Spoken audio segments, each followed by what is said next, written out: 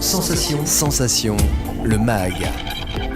Bonjour à tous et bienvenue sur Sensation en association avec TV78. Je reçois aujourd'hui Anita Berdugo qui est peintre et illustratrice. Bonjour. Bonjour Grégoire, merci de me recevoir. Donc Anita, vous avez plusieurs cordes à votre arc. Est-ce que vous pouvez nous raconter un peu votre parcours professionnel et comment vous en êtes venue à être illustratrice de livres pour enfants ? Alors, je suis pharmacienne à la base.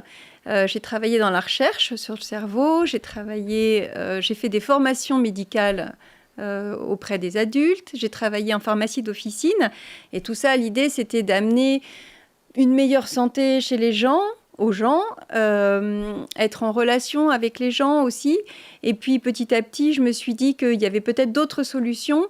Et l'idée, c'était d'amener de la joie au quotidien chez les gens. Donc, je me suis formée à la thérapie énergétique chinoise avec l'acupuncture, la sonothérapie.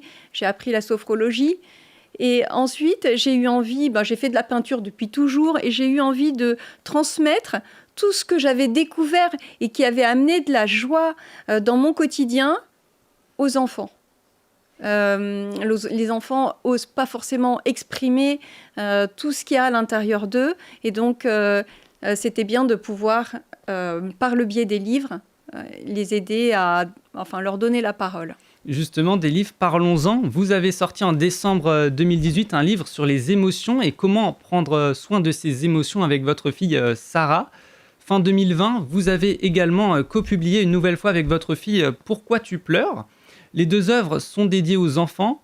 Pourquoi vous adressez aux enfants et est-ce que cette relation mère-fille a été bénéfique dans la conception de ces œuvres ? Alors, il y a deux questions. D'abord, pourquoi les enfants ? Parce que les enfants sont les adultes de demain. Et semer des graines de joie, de bien-être et surtout de confiance en soi chez l'enfant va donner plus tard des adultes confiants en eux, respectueux d'eux-mêmes et des autres et de la nature également. Après, le fait de travailler avec Sarah, en fait, je m'entends bien avec mes enfants. Et Sarah a des compétences complémentaires aux miennes puisqu'elle est coach et thérapeute. Elle est facilitatrice de Biodenza également. Et donc, chacune avait son travail bien précis pour co-créer ces livres. Et pourquoi vous avez mentionné le fait d'avoir plusieurs enfants ? Pourquoi faire avec Sarah particulièrement ? Chacun son métier. Les autres ont des métiers différents. Sarah avait les compétences qui nous permettaient de transmettre aux enfants et de leur donner la parole avec ses livres. Et voilà, de leur apprendre à être heureux, à être eux-mêmes. Et petit à petit devenir le meilleur d'eux-mêmes en étant adultes. Et donc, du coup, après ces deux livres, vous avez créé un jeu de cartes pour les enfants qui s'appelle l'Oracle 1, 2, 3 Soleil. Comment vous est venue cette idée ? Alors, il y a eu plusieurs raisons. Bon, déjà, le Covid a fait qu'il y avait beaucoup de temps à la maison et j'ai consacré ce temps à faire de la peinture parce que j'aime bien. Et je me suis mis à utiliser des formats ronds. J'aime bien ce format qui est déjà plein de douceur en lui-même. Et puis, on m'a suggéré, avec ces peintures, d'en faire quelque chose, soit un nouveau livre, soit un jeu de cartes. Et du coup, je me suis dit, très bien, puisque toutes ces peintures portent un message, et j'allais les réunir et les rassembler sous la forme d'un jeu, un jeu introspectif, un jeu d'éveil émotionnel, toujours avec le même message et la même idée qui est de faire parler les enfants sur leurs envies, leurs rêves, leurs peurs, tout ce qui peut leur amener de la joie et un moment de partage avec les parents. Et quels sont les objectifs justement de ce jeu de cartes ? Alors, l'objectif c'est un moment de partage avec l'adulte. Alors, ça peut être un petit rituel le soir. Chaque soir, l'enfant tire une carte. L'adulte lui lit le petit texte d'explication. Puis ensuite, il y a une question qui est posée. Et l'enfant peut répondre à la question. Il peut y répondre soit par une autre question ou soit comme c'est complètement intuitif, il peut y répondre d'une façon diverses et variées, et en racontant ce qui s'est passé dans la journée ou ce qu'il aimerait vivre, etc. Qu'est-ce qui lui plairait. Ça peut être un petit rituel de vacances. En vacances, les gens amènent des jeux. Et ça peut être un moment de partage en vacances, en famille, entre amis, etc. Et à quelle tranche d'âge à peu près est dédié ce jeu? Alors, je dirais à partir de 7 ans. Et puis, en fait, j'ai mis sur la boîte qu'en fait, c'était un jeu destiné de 7 à 107 ans, parce que, en fait, les adultes peuvent être concernés par ce genre de jeu et de propositions. Et puis, j'ai plein d'amis autour de moi qui ont déjà acheté le jeu et qui trouvent que c'est en fait valable pour tout le monde. Et donc ce jeu il s'appelle Oracle 1, 2, 3 Soleil. Pourquoi avoir choisi ce nom? Alors, l'oracle, c'est un outil de développement personnel qui existe en particulier chez les adultes. C'est un outil incontournable qui fait partie de l'ensemble des outils qui existent avec l'hypnose, la PNL, le coaching, etc. Et du coup, il n'y en a pas spécifiquement pour les enfants, il y en a peut-être 2 ou 3. Et moi, j'avais envie d'en faire un dans lequel je mettais que des affirmations positives et un questionnement. Le but était de faire réfléchir l'enfant. Et donc dans ce jeu il y a une quarantaine de cartes, un livret qui reprend chaque carte avec un message particulier. Où est-ce que vous trouvez toute cette inspiration, que ce soit au niveau des textes ou des illustrations? Euh, Elles sont à l'intérieur de moi. Je ne sais pas du tout dans la réflexion. Ça vient dans l'inspiration, dans l'intuition, au cours de discussions, au cours de lectures, au cours de rencontres. Euh, j'ai des images qui me viennent et à une image s'associe aussi une réflexion, une histoire. Et c'est comme ça que j'ai écrit ces textes.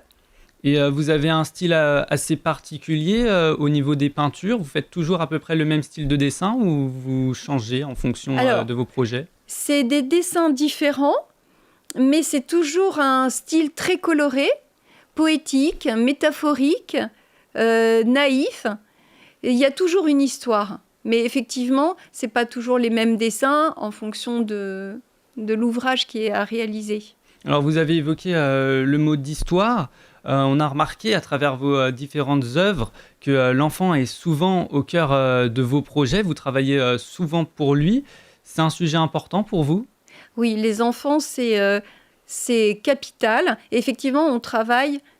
L'objectif, c'est effectivement de toucher les enfants. Et d'ailleurs, je travaille avec des écoles, je fais des ateliers sur les émotions, je travaille comme illustratrice. L'idée, effectivement, est de penser que les enfants d'aujourd'hui sont les adultes de demain. Et semer des graines de joie, semer des graines de curiosité et de confiance en soi, ça se fait dès l'enfance. Sinon, après, l'adulte sera un petit peu bancal. Donc, autant faire des petits pour que l'adulte soit équilibré et respectueux. Et voilà. Et donc, ce jeu, vous l'avez monté toute seule de A à Z. Quel a été votre rôle dans l'élaboration de ce jeu? Mais en fait, tout.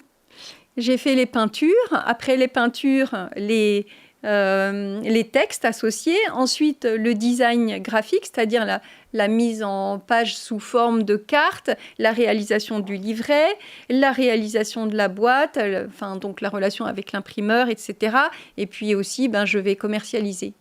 Et justement, le commercialiser, ça va passer par des intermédiaires ou vous allez vous débrouiller toute seule pour le mettre en vente dans les magasins? Alors, pour le moment, il est dans quelques boutiques salons de thé autour de la maison et sur nos sites internet respectifs de Sarah et moi. Et ensuite, on a un distributeur qui va ensuite s'occuper de le distribuer. J'irai peut-être dans quelques librairies également en déposer des exemplaires. Et une question un peu plus générale, l'enfance, c'est la période où l'on se forge pour le reste de sa vie. C'est important dès la jeunesse de prendre confiance en soi? C'est vital d'avoir confiance dans ses ressentis, de pouvoir les exprimer, d'avoir des rêves et de commencer à cheminer pas à pas vers ses rêves. Et enfin, une dernière question pour finir. Est-ce qu'il y a d'autres projets qui sont à venir? Alors oui, bien sûr, on a toujours plein de projets. Alors là, un prochain livre en collaboration avec Sarah, je dévoilerai pas, mais toujours sur le thème des émotions et destiné aux enfants. Et de mon côté, j'ai également un livre prévu qui sera avec des calligrammes. Alors, merci Anita Berdugo d'avoir été avec nous sur Sensation. Je rappelle que vous êtes thérapeute énergétique, mais aussi peintre et illustratrice, et que vous avez sorti un nouveau jeu de cartes nommé l'Oracle 1, 2, 3 Soleil. Pour plus d'informations et pour le commander, on peut se rendre sur votre site internet anitaberdugo.com. C'est ça. Et pour revoir et réécouter cette émission, cela se passe sur votre site internet et sur votre application Radio Sensation.